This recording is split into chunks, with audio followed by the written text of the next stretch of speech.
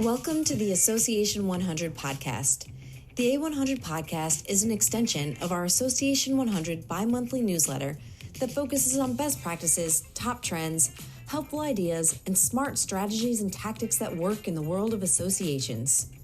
The podcast will feature meaningful conversations with association professionals across the country, taking a deeper dive into trending topics, offering insights that both inform and inspire. Welcome back to the A100 podcast. I'm Colleen Gallagher, and I'm joined by my co-hosts on the ONU team, Meghan, Henning, and Christine Stay. For today's episode, in honor of May being Mental Health Awareness Month, we're going to take a deep dive into the realm of mental health awareness and really focus on its significance in any workplace, but especially associations. Since its inception in 1949, Mental Health Awareness Month has been a cornerstone for addressing the challenges faced by millions of Americans, and even more across the world for that matter, living with mental health conditions. This is a time dedicated to breaking stigmas, fostering understanding, and promoting overall well-being. In today's fast-paced world, the importance of mental health simply cannot be overstated. Companies and associations can play a truly pivotal role in shaping that mental health landscape. By prioritizing mental health initiatives, they not only enhance the lives of their employees, but can also create a culture of empathy, productivity, and resilience. So I'm going to turn it over to Christine to talk some pretty big stats. In recent years, it's not just a personal matter, it's a workplace issue too, and the stats alone are staggering. These stats have been provided by National Alliance of Mental Illness. 1 in 5 U.S. adults experience mental illness each year, and only half of them receive treatment. 1 in 20 U.S. adults experience a serious mental illness each year, and only 2/3 receive treatment. 7 in 10 Americans, so 72%, agree that people with mental health conditions face discrimination in their everyday life. And this is a crazy stat. Unaddressed depression and anxiety disorders cost the global economy $1 trillion in lost productivity each year. So those are some crazy stats there. And the last one talking about that lost productivity, that really blends well into what we're talking about, why this is so important in the workplace. So I have to say personally that this topic holds a very special place in my heart as someone who has struggled with mental health before. And I love that we're having this open and honest conversation. I hope this leads to other associations and companies to go down a similar path and just talk about this. So let's also talk about the change in landscape of mental health in general over the last few years. There's been a stigma surrounding mental health, but it has evolved significantly over the years, obviously at varying paces across different cultures and societies. But mental health is also often considered taboo topics, leading to secrecy, shame, guilt among those affected and their families. But I will say in recent decades, there's been a notable shift in public attitudes towards mental health, fueled by increased education, advocacy efforts, and personal stories shared through various media platforms. I think a really good example of this is a meme that I came across on social media recently, and it was two-sided. The left side was in the 1960s, and it was two women, and they were whispering to each other, "Can you believe that she's going to therapy?" And it was such a big deal. The other side was today's culture, and it was of some younger people on a big valley cliffside yelling, "I have mental illness. I am seeking therapy." And I think that really just demonstrates just the change in years of the difference of that stigma. Even something like war veterans, a lot of family, including myself, have had family members in the war. They came back in the day, weren't able to talk about it, weren't able to talk about PTSD and trauma. And now we're seeing just a huge difference with trauma therapy, EMDR therapy. So all these kind of things are showing that it's shaping very differently. And an event on a grander scale, COVID-19 pandemic, that really put mental health under a magnifying glass. And Meghan, I'd love your thoughts on how COVID and mental health are linked. So when I think back to this, at times it feels like it was just yesterday, and at other times it feels like it was really far away. But I saw that there was one stat that it said in 2020, there was 1 in 5 young people reported that the pandemic had a significant negative impact on their mental health. And when you think about that that's like a child. So a child is sick, right? And I think back to myself, like I was home working with an 8-year-old going to school on Zoom. I had friends whose children were learning to read and they were on Zoom and they were trying to manage their job. And I personally will say that my anxiety level during COVID was so very high. I was afraid of the pandemic. I was afraid that my parents were going to get sick and die, that my child was going to get sick and die. And I'll just say, too, the other issue is women. Tons of women were mostly affected by COVID, and women were forced to leave their jobs. Or in some respects, it was just you were handling all that you were supposed to handle, plus everyone being at home, plus your job. And I just think that COVID exasperated what was already maybe bubbling, and it just left you so unbelievably isolated. I just think back, I read 55 books that year. And that was what was keeping me afloat, right? That was my coping mechanism because there was so much anxiety. And when you look at your jobs, at the time, our job, people were saying, oh, it would be great to have this connection. I don't know if I would have used this, but we were on the 4-hour Zoom call every morning. I don't know if that's the right connection. I did not love that, but I recognized that my association was trying to help. And I think that you have to recognize, even now, COVID's over. People are working from home. There's definitely an impact of social loneliness that you could have today, that you're isolated because you're working from home. We all at OnWrd and UpWrd had a client, and I remember loving this idea. They were someone all focused in the same area, and they gave them money to take an Uber or meet for coffee. And it wasn't even just to do work. If work came up, great. But it was just to be like, hey, I don't want you stuck in your apartment for 23 hours. And the simplest things cause anxiety. People are afraid to go to the grocery store. So I think associations and workplaces had to become creative. Some better than others, as always. But I think that creating those programs put us on the path, because while we're not in the middle of a pandemic, we are in the middle of the great work from home experiment. And while I work from home and I love the flexibility that it provides me, it can be lonely. It can be lonely, and you can feel isolated and feel like the whole day takes longer. If you think about it, like whenever you went into the office, sometimes time would go by so fast, right? You might go to lunch with someone. You're going to stop by someone's desk. You're going to be working. You're going to be in meetings. And the time goes by. And I think that underestimating the loneliness and thinking we're all done, the pandemic is over, so we have nothing to worry about, would be a real mistake on associations and workplaces' part. This is a constant thing. And if you don't try different ways to make sure you're checking in with your boss, or you're checking in with your team, or creating different ways to collaborate, I think you're missing an opportunity to really help your workforce. I don't know, Colleen, what do you think about some of these effects? I think you're dead on. One thing I want to call it, and I'll get into it a little more in a minute here, but you mentioned women leaving the workforce. This stat is from May of 2023, and it was that 12 million women had to leave the workforce due to COVID. That is not insignificant. So it's funny too, because then you hear, oh, we can't find workers. You lost 12 million people because they didn't have other childcare options or for other reasons, not to mention the amount of people that died. Of course, it's hard finding people to work. It's mind-boggling when you actually look at the numbers. And I think when we talk about it from an association perspective, one thing that's not new, but gained more attention and a lot of awareness during the pandemic was burnout among association employees. Those of us in that sector know all too well that association teams often wear multiple hats.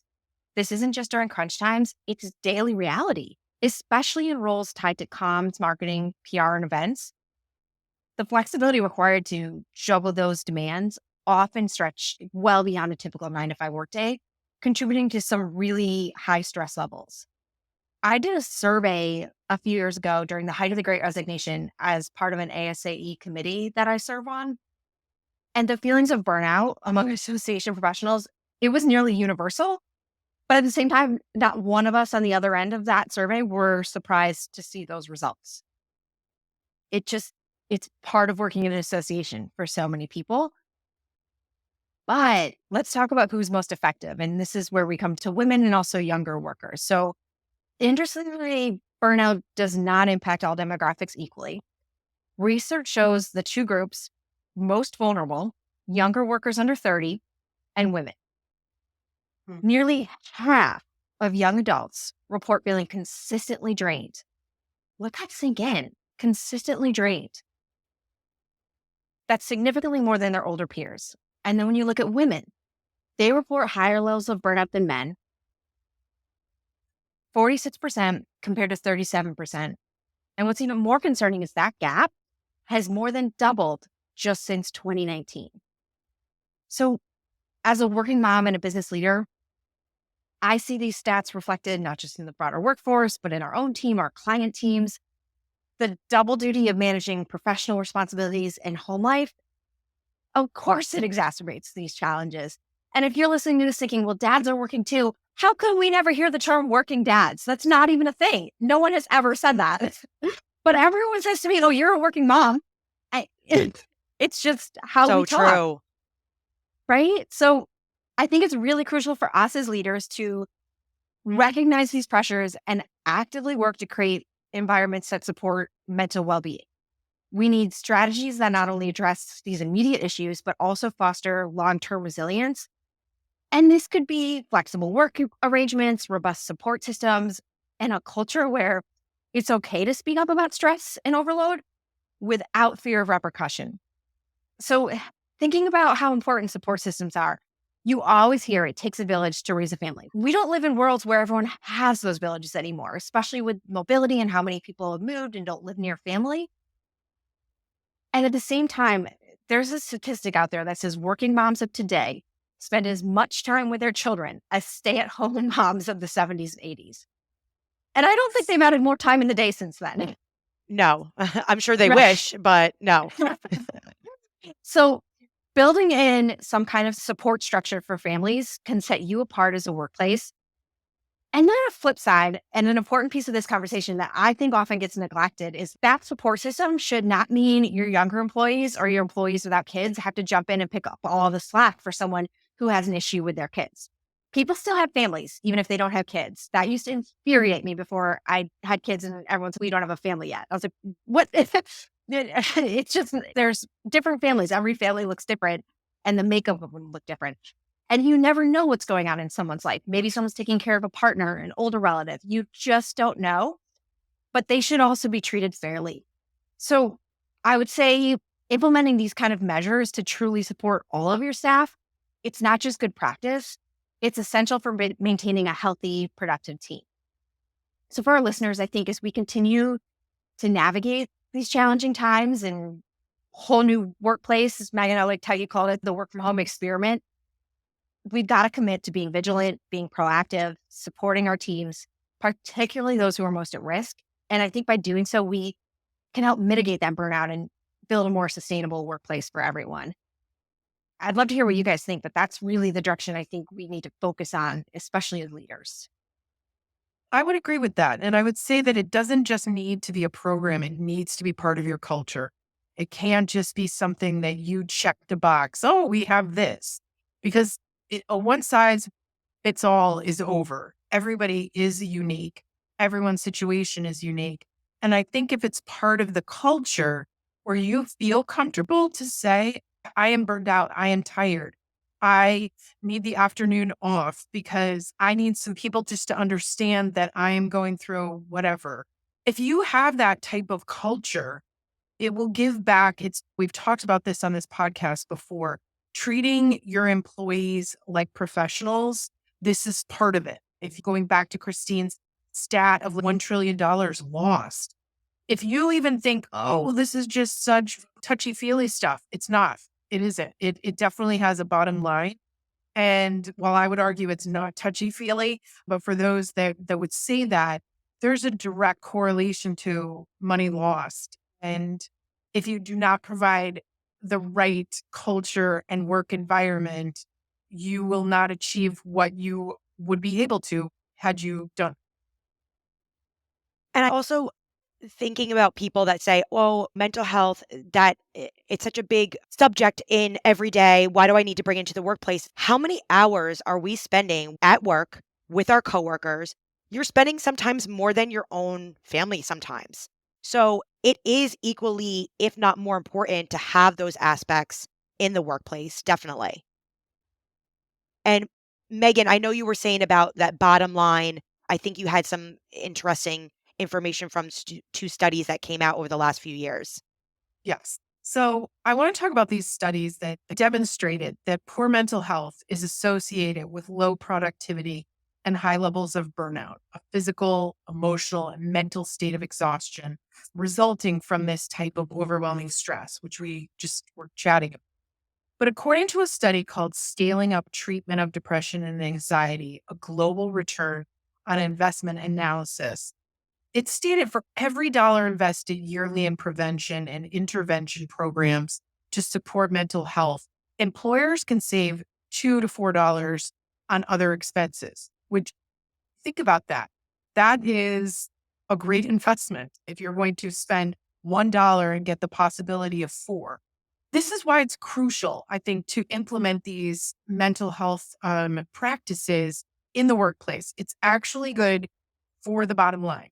And in another study by the Calm app, it's not surprising that 67% of study respondents said that employers should help their employees take care of their stress and anxiousness. And only 33% said it's up to the individuals to seek out help. That's an interesting statistic. The question becomes, how can association leaders help their employees? Is it possible to have a flexible work arrangement? Everybody isn't probably able to do that, not everyone. But I think if it's possible, your organization should be looking at it. What is the point? Are you making people come to the office because you don't trust that they're working from home? Because that's its own issue, right? That's a problem. And most studies show that people work from home are working even more because there is literally no separation between their office and their home life. The other thing I would say would be regular check-ins and encourage open communication, offer training and education, leading by example. But I will say that one of the things that I feel was the most important to me when I was going through the whole thing in COVID was the regular check-in. Knowing that somebody wondered about how I was doing really made a difference. And that's free. That you don't have to create a logo. You don't have to do anything. You just need to pick up the phone or text someone. And what seem like smaller things can actually be very beneficial. Yeah, and like you mentioned, with all this, employers are increasingly implementing policies and programs to support employee mental health. So I know we've touched upon this, but at the end of the day, what are some examples that you, the listener, can do in your association? And one, what we're talking about is awareness, conducting a workshop or a training session to educate employees about mental health. What are the common signs of distress and burnout? Some people don't even know what that could entail. And what available resources are you providing for your employees? Some examples could be doing a meditation workshop, having a guest speaker come in, or doing a Zoom call with a guest speaker that can touch upon mental health, and even some team building activities so that you can bring the team together so that they know that they're not alone. Megan just said about like just checking in on people. I think as long as you don't feel that loneliness and alone, I think that's really important because that's what's going to lead to a lot of the mental health issues. And I know, Colleen, you touched upon this earlier about cultivating that healthy environment of trust where employees can feel like they can speak up and be heard without feeling overwhelmed and just being heard. Because the worst thing that you can do is work for an organization where either they don't want to hear it, they don't listen, or you feel like you can't speak up. Or sometimes even worse is that you can speak up, but then they don't do anything about it, or they make you feel like you're crazy. I've been there before. And I'm seeing that you guys are shaking your heads that we've all been there. They make you feel like you're crazy. So having that environment of trust, I think, is so key. And we talked about before, encouraging work-life balancing, maintaining regular work hours, so crucial. And that comes down also to the leaders, the CEOs, the executive directors from that top up, setting that example. I've seen before executive directors that have in their email signature where it says, I'm sending this outside of hours, this email, but that just works for me. Everybody works different. Please feel free to get back to me on your time and in your own hours. I love that. Setting that example that, okay, because I think we all have done this before where you get an email at 8 p.m. from someone, you're like, I have to respond. I have to respond right away. That kind of just, I love that idea of, okay, this works for me. Maybe they are taking care of their child from 3 p.m. to 7 p.m. and 8 p.m. works for them. So I love that idea of fostering that kind of environment. And Meghan, I know you touched upon earlier about some of the different options for employees if you want to go over a little bit more in detail. Yeah, I would say that increasing employees' options for where, when, and how they work is at least as crucial for everyone, but I definitely think a lot of it is for women. Having the ability to be able to take care of elderly parents, children, all the things that can take place. And is it good to be in a hybrid situation? Do your employees work best in that? Do your employees work best in a remote work? Trying different options out there to alleviate the stress, because maybe you insisting that everyone come back will create a tremendous amount of stress where people are like, but I pick up my child at 3. And even though you will never see the dip in my work, do you mean to know that I left my house at 3 o'clock to pick up my child and got back and continued working? So I think there's that flexibility I think is important. I also think it's very important to remind your employees to take breaks, to practice self-care and utilize vacation time. And to really have a solid PTO policy is really key here. I know at OnWrd and UpWrd, this is something that we have discussed a lot. Do you say to everyone, you have to take PTO? What happens if you don't? And I think that everyone certainly has taken a week off and has experienced the euphoria of not looking at your email and not going to a meeting and just being able to be present or to really feel as if you had a break. And I do think that that's important. And then the other thing is, don't be afraid to quit a job that is mentally draining to you. I would say that there's a way to do it. You do not want to burn your bridge. You want to explore your options. You want to create an exit plan. You want to have a backup plan. You want to give your notice. But I think that anybody who has had a job that has mentally drained them took twice as long to get back on track. And I think if you can manage it, if you can do it, then that isn't a failure. That's you looking at a job and reflecting, is this getting the best of me? Am I giving the best of myself? And if the answer is no, there should not be a lot of shame with that. That should just be like, this isn't my place. This isn't where I'm thriving. And you should feel good about making that decision as long as you have some steps in place. I think that's so important. I think people forget that it's okay to quit a job. Like you said, the shame, the guilt, you shouldn't feel anything like that that's going to make you feel better. It's just not worth it at the end of the day. Life is too short. And yeah. Yeah, it's funny. I just finished an audiobook this week called Just the Good Stuff, and it's by Jim Van de Heye, who's the co-founder of Axios and before that Politico. And I love the way he writes in it about quitting something that's not good for you or is draining your energy or life away. He does a great job of acknowledging that everything's going to suck sometimes. But if it's consistently sucking month after month, you need to walk away. And of course, that's not always feasible. Meghan, you talked about an exit plan. You rely on that paycheck every time it comes, and you can't just quit, but you need to take concrete steps to finding that new job, even if it's not the long-term new job, but something to give you a bridge out. But it was a great book. I would really recommend it. It had a lot of other great leaderships too about adapting to this new hybrid world, hiring and firing, among other things. For anyone that hasn't checked that out yet, it's definitely worth it. And then Meghan, I want to go back to something you said about a solid PTO policy in terms of that flexibility. That flexibility is so important. I know at ONU, we've really emphasized that. So many people create some of these back to office policies and the way we work policies around the worst case scenario. And as a business leader, I understand that impulse.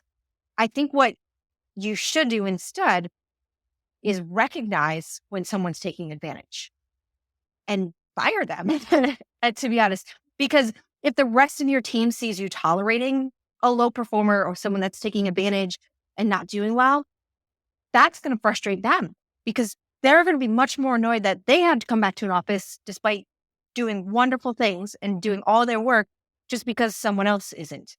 Just get rid of that poor performing employee. That's how you solve that problem, in my opinion. Amen. I totally think that. And there cannot be a single listener listening to this who has not worked with some person that did not carry their weight and nothing happened to them. It's unbelievably frustrating. And I think you're very right to say that. And that's intertwined with that mental health. Once you see that repeating, you feel that and you're just like, okay, I'm so over this. And you just feel over the job. And then it's a domino effect. Yeah, for sure. Another area we really can't overlook the significant role is equity, diversity, and inclusion. It plays such an important piece. Providing an inclusive and equitable environment, it's not just a policy or a program or something you put on your website. It's truly a foundational element that can support the mental well-being of every employee. When people feel valued and respected, regardless of their background, it's going to enhance their sense of belonging and reduce that workplace stress that they have. And inequity and discrimination, it can lead to really serious mental health impacts. They're not just feelings of being undervalued, but real barriers that can affect someone's career trajectory, the day-to-day experience they have. And these stressors are deeply linked to why people decide to leave their jobs, why they seek environments where they're going to feel more supported and understood. So I would just really encourage other leaders to take this seriously. Don't politicize it just because maybe you don't like the term DEI. Look at your organization's policies through a critical lens. Ask yourself and your team, are we truly creating an environment where everyone can thrive? Are our policies merely on paper, or are they reflected in everyday actions? Because remember, a psychologically healthy workplace, it's one where equity, diversity, inclusion are at the core of everything we do. Agreed. Yeah. And I think that goes, you were saying about people leaving jobs and retention. And it always goes back to that stat about it's so much more costly to take on a new employee than keep an employee. And talking about, again, linking that to the workplace and loss of money and productivity. And there you go right there. You want to foster that culture of belonging because it's just so much easier to also keep your employees as well. Yep, 100%. Thank you so much, Meghan and Christine, for joining me in this conversation today and sharing your insights on this really important topic. I would say for our listeners, whether you're an association leader, an HR professional, or simply someone that's just passionate about mental health, we've got to create workplaces where mental health is supported. And we can't just do lip service to it. We've got to really make it happen. So that's all for today. I really appreciate everyone tuning in. And remember, the ONU and A100 team, we're here to help you all stay ahead of the curve when it comes to association management. And that's a wrap on today's episode. Thanks for listening to the Association 100 podcast, brought to you by the A100 publishing team, powered by OnWrd and UpWrd Marketing and Communications. You can subscribe to the Association 100 podcast on Spotify so you'll never miss out, or listen via our website at theassociation100.com. Follow us for all the latest insights and trends impacting the world of associations. Thanks for tuning in.